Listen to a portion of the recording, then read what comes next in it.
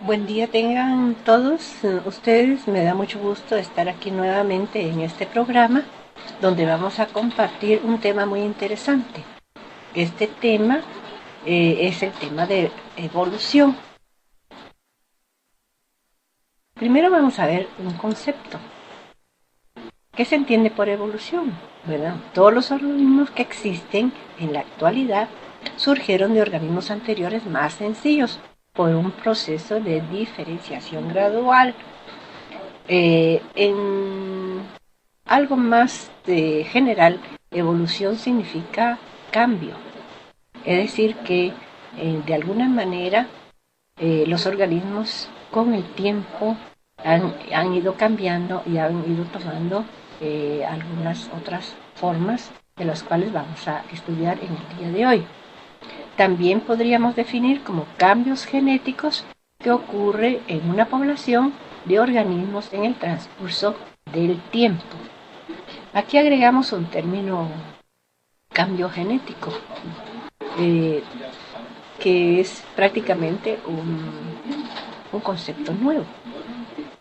Vamos a ver las ideas acerca de evolución en años muy remotos. Por ejemplo, Platón, 427 a 322 antes de nuestra era, su idea fundamental era de que todo objeto presente en la Tierra es sólo el reflejo temporal de su forma ideal, inspirada por la divinidad.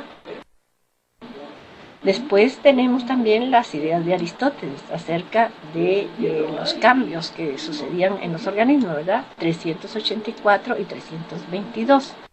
Clasificó todos los organismos en una jerarquía lineal, a la que llamó escala de la naturaleza. Esto en esta época fue un gran avance científico. Organizar, ¿no? O sea, se puede decir que el precursor de la clasificación de la taxonomía. Otras ideas, ¿verdad? Sobre todo sobre el siglo XVII y siglo XVIII. Ahí en estos siglos hubo auge de nuevas ideas sobre la naturaleza. Y es donde podemos decir que surge el pensamiento científico. El descubrimiento de especies diferentes halladas en los nuevos continentes descubiertos, por supuesto, influye mucho en la riqueza del análisis sobre los seres vivos.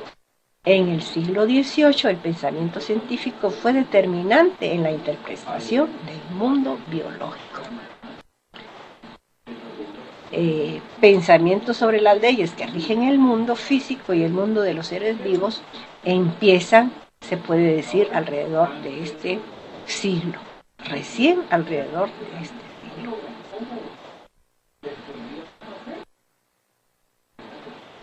Otras ideas antes de Darwin, ¿verdad? El descubrimiento de fósiles y algunas existentes en la actualidad, pero otros completamente diferentes a las actuales, animales marinos en rocas sedimentarias de altas montañas. El descubrimiento de fósiles también contribuyó mucho a la formación del origen y formación de los seres vivos. Y desde luego el análisis de que algunos de ellos aún persisten en la actualidad, pero otros son completamente diferentes a las actuales, esto contribuye a tener ideas y preocupación de cómo estos pudo haberse iniciado la evolución. Leonardo da Vinci, científico de la época, interpreta estos descubrimientos como restos de animales que existieron en épocas anteriores. O sea, cuando se observan los fósiles, que algunos de ellos son muy diferentes a los actuales, Da Vinci explica de que posiblemente estos existieron en épocas anteriores a los actuales.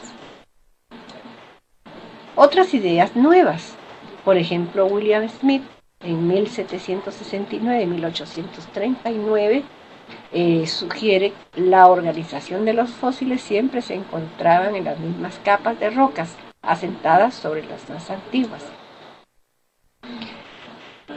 Cuando se empiezan a hacer excavaciones y se empiezan a observar evidencia de los fósiles, estos se distribuyen, se organizan en las diferentes capas de la Tierra. Entonces las ideas de Smith es que estos están organizados. Los que están en las capas más superficiales son las más recientes y las que están más abajo son los fósiles más antiguos. Las formas más antiguas eran muy diferentes a las modernas. Esta fue otra idea que empieza a despertar ideas sobre la evolución. Muchos de estos fósiles eran plantas y animales que habían existido, pero en épocas muy remotas. La incertidumbre de la edad de la Tierra. Una de las cuestiones de la época muy discutidas, muy refutadas por los principios religiosos es y sigue siendo el criterio sobre la edad de la Tierra. A principios del siglo XVIII entra esta preocupación. La idea más generalizada era que la Tierra no podía tener una antigüedad más de unos pocos miles de años. Esa era la idea más generalizada en el siglo XVIII. Sin embargo, el Antiguo Testamento da una antigüedad máxima de unos 4.000 a 6.000 años. Pues no, estas eran ideas de la época. Otras ideas. Georges Cuvier en 1769, en 1832, era de la idea de que la teoría del catastrofismo se habían creado una cantidad inmensa de especies y que las especies modernas sobrevivieron. Sugería que los inicios se habían creado por conceptos idealistas una cantidad de especies demasiado grandes, pero que muchas de ellas habían muerto y solo algunas, las modernas, habían sido las que habían sobrevivido. James Hutton en 1726 y 1793 y Charles Lee 1797 y 1874 son de las ideas que posiblemente la Tierra no es lo suficiente antigua para hacer posible la generación de especies nuevas, y valorizaron los acontecimientos geológicos.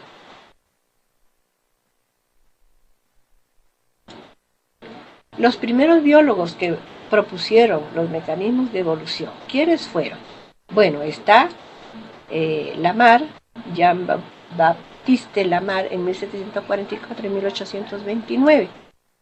Él, analizando los fósiles más antiguos, vio que estos tienden a ser más simples y los más jóvenes tienden a ser más complejos y más parecidos a los actuales. A esa conclusión llega él de acuerdo a los análisis de los fósiles. Y en 1801 propone que los organismos evolucionan mediante la herencia de características adquiridas, proceso en que los organismos sufren modificaciones en función del uso y desuso de alguna de sus partes y heredan estas modificaciones a sus descendientes. Bueno,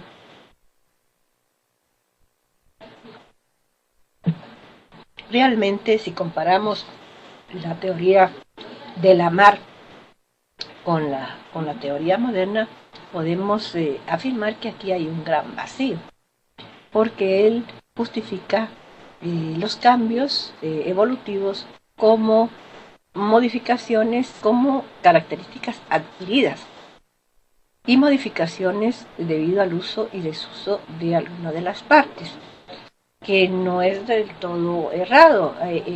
Hay mucho de cierto en estas teorías. Las teorías de Lamarck. Todos los seres vivos están dotados de una fuerza vital que los empuja a cambiar con el tiempo hacia una mayor complejidad. Y los organismos podrían transmitir a su descendencia rasgos adquiridos. Entonces, esta es una parte que denota un gran vacío en las teorías de Lamarck, porque hoy en día se sabe que los rasgos adquiridos no son los que se heredan. Primero, en exponer que los organismos experimentan cambios con el tiempo en un esfuerzo de adaptabilidad. Esta es una fortaleza en la teoría de Lamarck, o sea que algunos cambios están influenciados por un esfuerzo de adaptabilidad. Otros aspectos relacionados con la evolución. La resistencia de las bacterias ante los antibióticos en un intento de adaptabilidad. En esta época comienza a utilizarse el uso de los antibióticos. Y algunos científicos observan que determinadas bacterias llegan a ser resistentes a estos antibióticos. Es por eso que las bacterias han adquirido cierta capacidad de adaptabilidad. Y los biólogos intentan comprender tanto la extraordinaria variedad como las similitudes fundamentales de los organismos en el contexto de la evolución.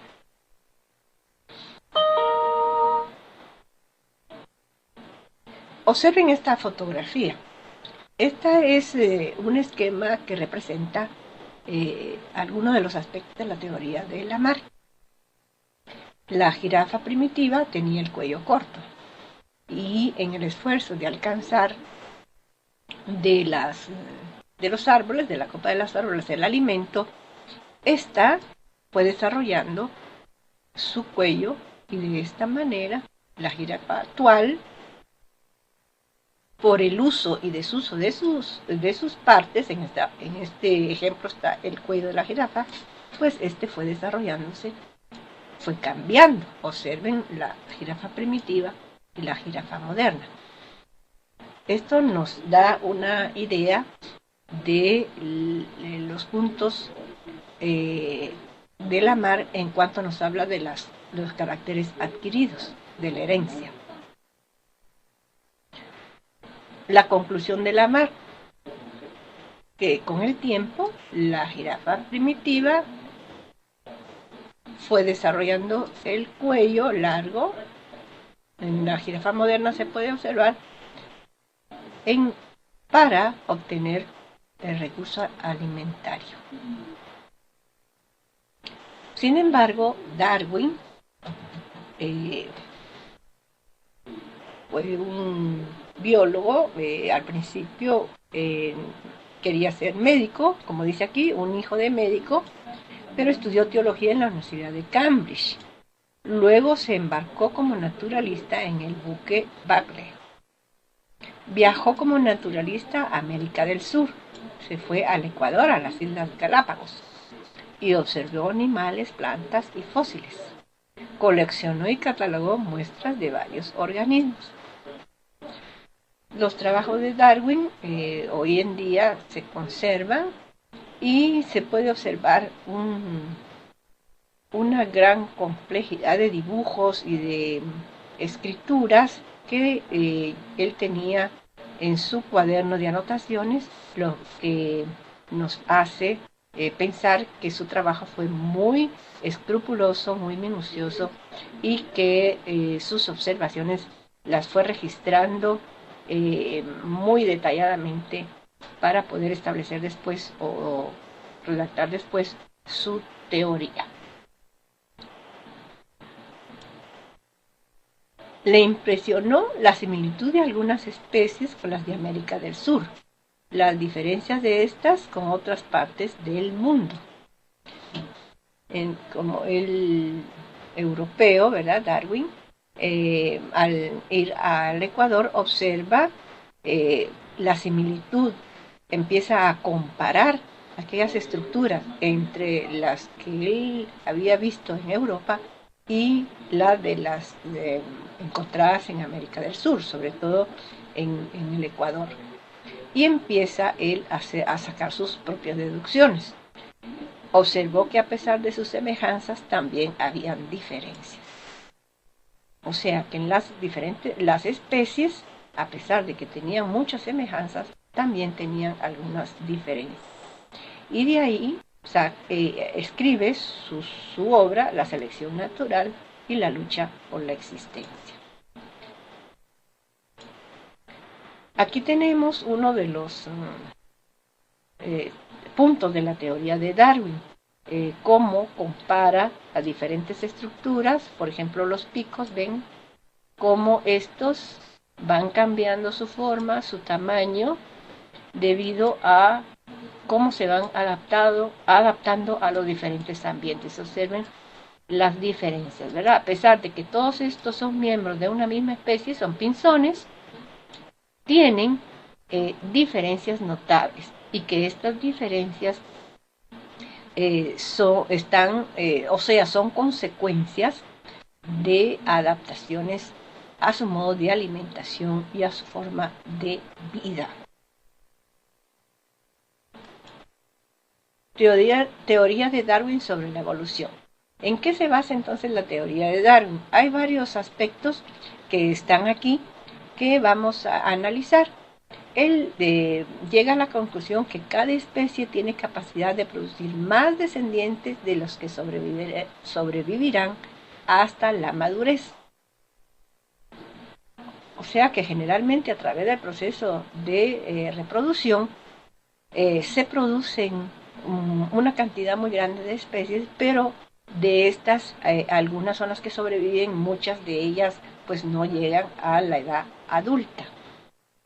Los individuos de una población presentan variaciones en sus rasgos y estos se transmiten a su descendencia. Que todos los organismos de una población, o sea, organismos de la misma especie, aunque son miembros de la misma especie, tienen variaciones, o sea, no son idénticos, tienen sus variaciones y que estas variaciones se transmiten a su descendencia. Y que existe un límite de crecimiento poblacional, los organismos compiten por los recursos alimentarios o alimenticios, por ejemplo, el agua, la luz, el espacio, depredadores, enfermedades, que además de que los que llegan a la edad adulta, la mayoría no se reproducen, también hay otros factores que hacen que las poblaciones se mantengan, o sea que haya un límite de crecimiento poblacional, o sea que el número de pobladores de una población pues no exceda a determinados límites, o sea se mantiene en el transcurso de algunos años. Y que esto se debe a algunos aspectos, como es los recursos alimenticios, la luz, el agua, el espacio, competir entre ellos, algunas enfermedades, y esto hace que haya un límite de crecimiento poblacional. También expone que no todos sobreviven hasta la edad reproductiva. Antes de llegar a la edad reproductiva, muchos de ellos pues mueren o simplemente no se reproducen. Por lo tanto, la supervivencia del más apto, los que poseen las características más favorables, tienen mayor posibilidad de sobrevivir y llegar a la edad reproductiva. De aquí la idea de la lucha por la existencia. Aquellos que son más aptos tienen más posibilidades de sobrevivir y por lo tanto llegar a la edad de la reproducción y poder reproducirse. Bueno, estos son en síntesis las ideas fundamentales de la teoría de Darwin acerca de la evolución. Aquí tenemos en esta figura una síntesis de estas ideas. Recuerden ustedes que Lamarck mencionaba de que las jirafas actuales tenían el cuello largo, producto de el intento por alcanzar el alimento en las copas de los árboles. Estas son las ideas de Lamarck. Darwin dice que aquellas jirafas que pudieron tomar el alimento de la copa de los árboles van a estar, por supuesto, mejor alimentadas que las otras. Y que éstas a su vez se reproducen, ¿verdad? Y van a dar descendientes con esa característica, con el cuello largo. Esta es la variante, ¿verdad?, entre la teoría de Lamarck y la teoría de Darwin.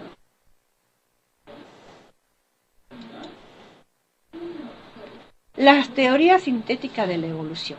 Cuando hablamos de teoría sintética de evolución nos referimos a una teoría moderna, pero que incluye aspectos de otros aportes que dieron algunos científicos y sobre todo los aportes más recientes acerca de la genética y de otros aspectos como es la embriología, la citología, y entre otros, ¿verdad? Entonces la teoría sintética de la evolución es una síntesis de todas las ideas relacionadas con la evolución que forman esta teoría y se acercan más a la lógica. Entonces, combina la genética mendeliana con la teoría de Darwin, y eso es lo que se llama neodarwinismo. Y también combina la genética, dentro de la genética, combina las mutaciones, que es la variedad genética. En los seres vivos se producen mutaciones, o sea, cambios que incluyen la adaptación genética y producen variaciones.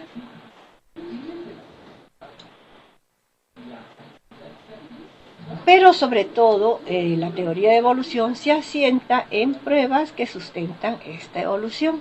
Ha de existir algunas pruebas que sustenten la teoría de la evolución. Y vamos a ver cuáles son esas pruebas. Primero es el estudio de los fósiles. Si nosotros sabemos que los fósiles son restos de organismos o huellas que han quedado en las capas más internas de la Tierra y que nos va a dar una cantidad de información acerca de su existencia. Entonces, estudiando los fósiles, que podría ser huesos o podría ser una simple huella, nosotros podemos determinar muchos valiosos datos acerca de la edad en que vivieron y de cómo era su forma, cómo era su estructura. También la anatomía comparada. Esta llega a ser una ciencia muy interesante porque compara las diferentes estructuras y trata de hallar un vínculo entre varias ramificaciones evolutivas, ¿verdad?, buscando el origen de estas especies. También está el desarrollo embrionario.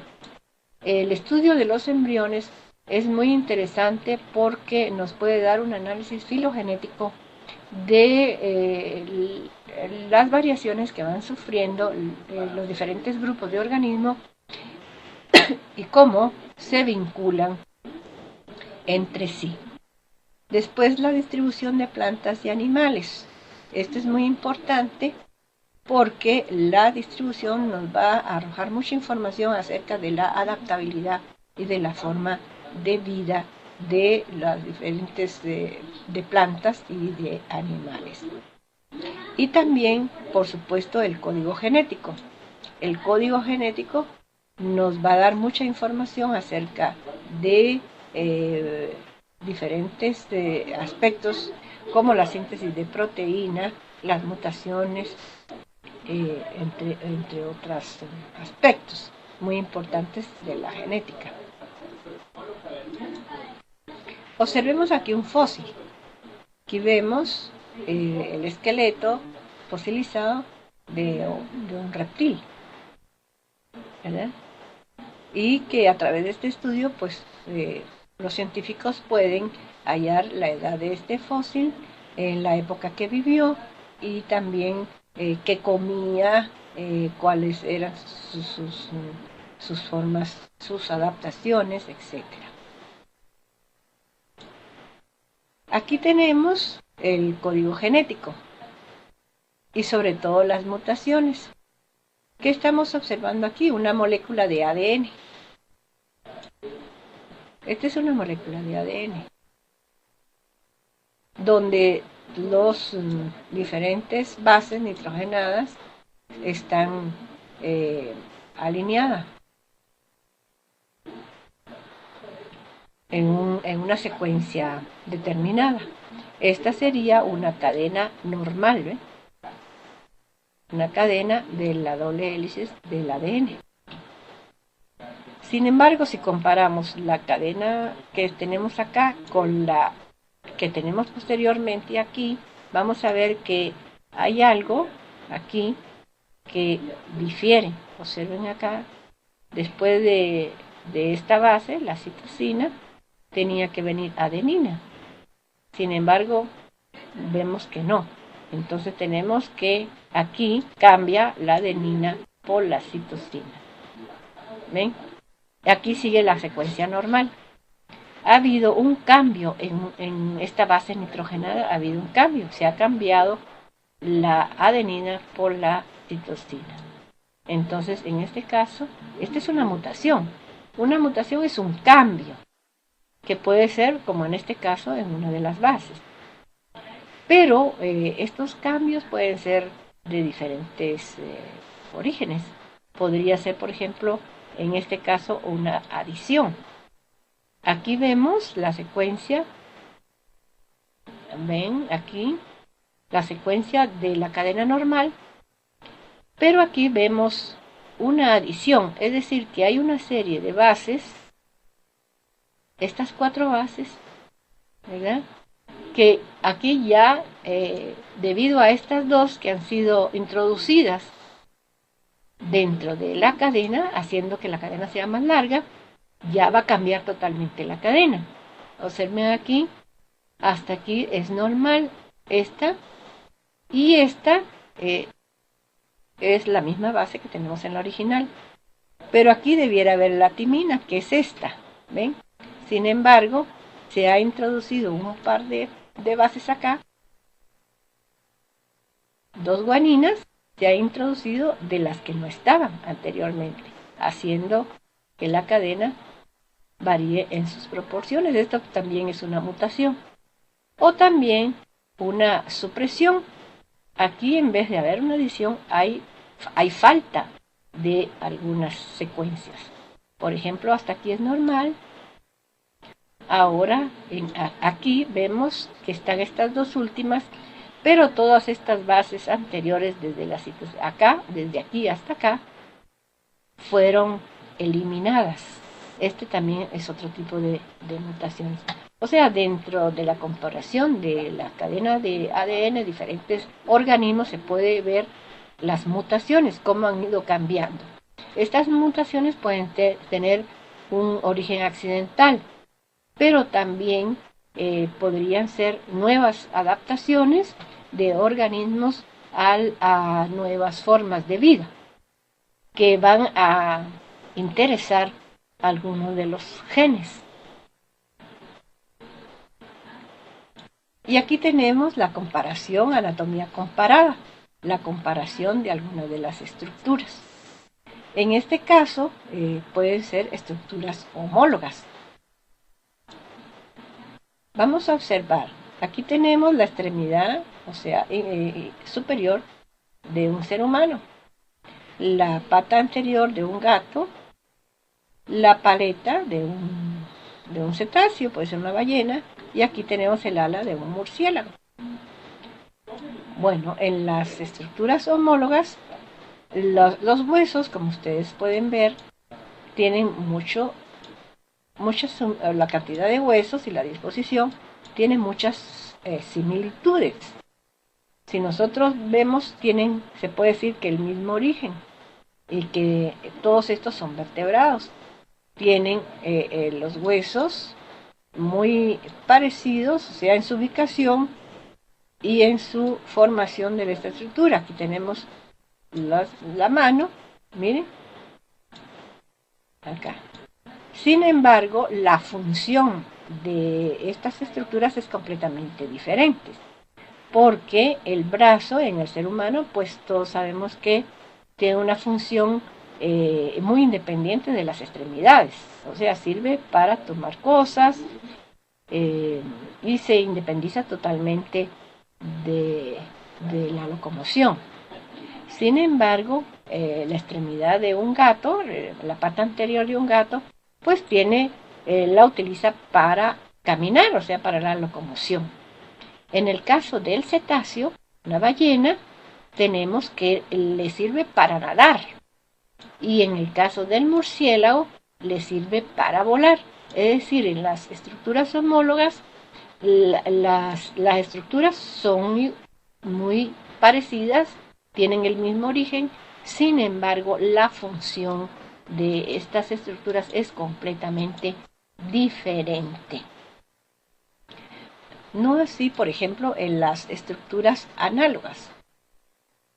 Estas son estructuras análogas y esto también se analiza cuando vamos a buscar el origen, o sea, la filogenia, vamos a buscar el origen y el parentesco que puedan tener estas diferentes especies entre sí. Aquí tenemos el sistema nervioso de una lombriz de tierra, como está formada por diferentes células.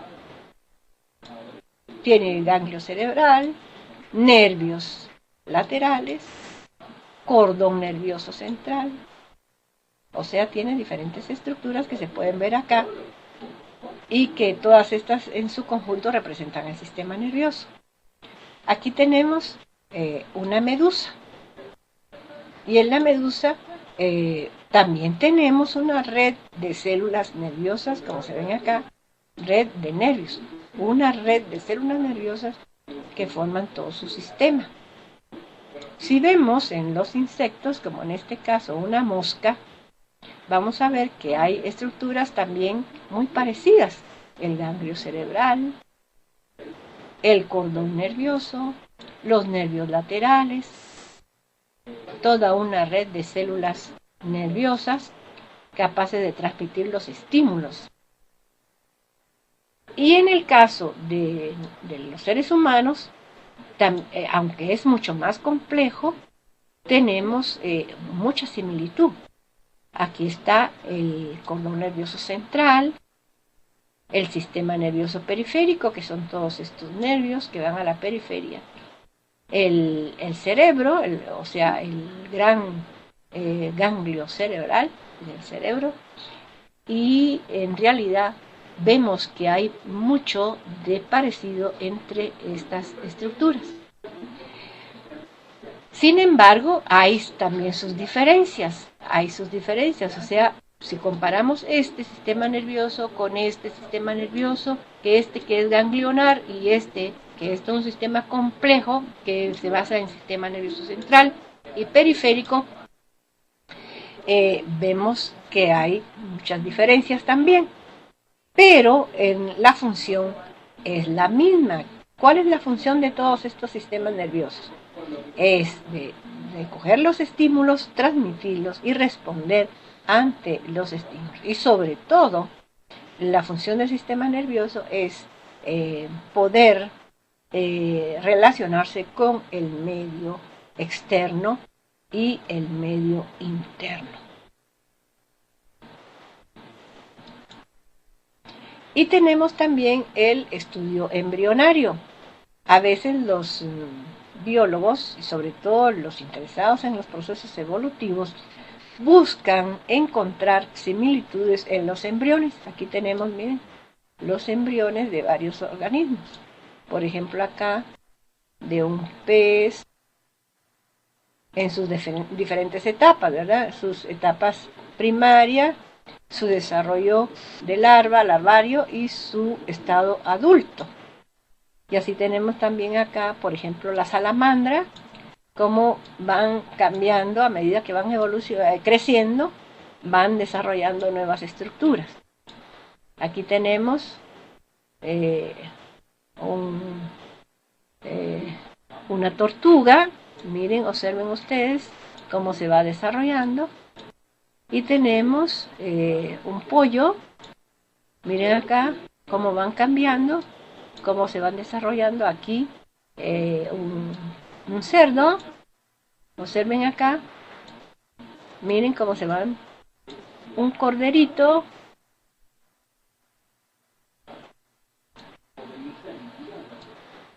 Y un conejo. Y finalmente tenemos el hombre. El desarrollo embrionario del hombre. Entonces, ¿qué información nos arroja este estudio? Bueno, en las primeras etapas del desarrollo de los diferentes embriones no hay mucha diferencia. Observen que hay mucha semejanza entre los diferentes vertebrados que vemos acá. Los peces, los reptiles, etcétera, etcétera, hasta llegar al hombre. O sea que hay mucha similitud. Pero a medida que se van desarrollando los embriones, van adquiriendo nuevas estructuras que los van diferenciando. ¿Ven?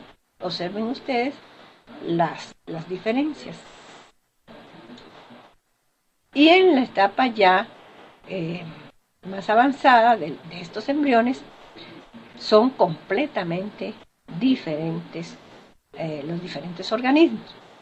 Bueno, este es un estudio que arroja mucha información acerca de cómo todos estos embriones tienen en sus primeras etapas embrionarias, tienen mucho en común y que a medida que estos se van desarrollando, van cambiando totalmente sus estructuras y su fisonomía. Este es el estudio de los embriones. Posteriormente tenemos que en la evolución también influye mucho el medio ambiente.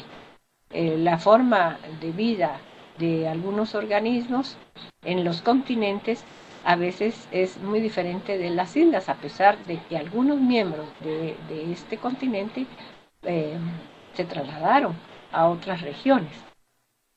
Y esto es un análisis de cómo son las poblaciones desde el punto de vista genético cuando hay procesos de aislamiento. Por ejemplo, esta sería la población original, que ustedes ven que genéticamente es muy variada. Y aquí tenemos una población fundadora en la cual genéticamente ya va a ser muy diferente a la anterior. Y esta es la otra población fundadora.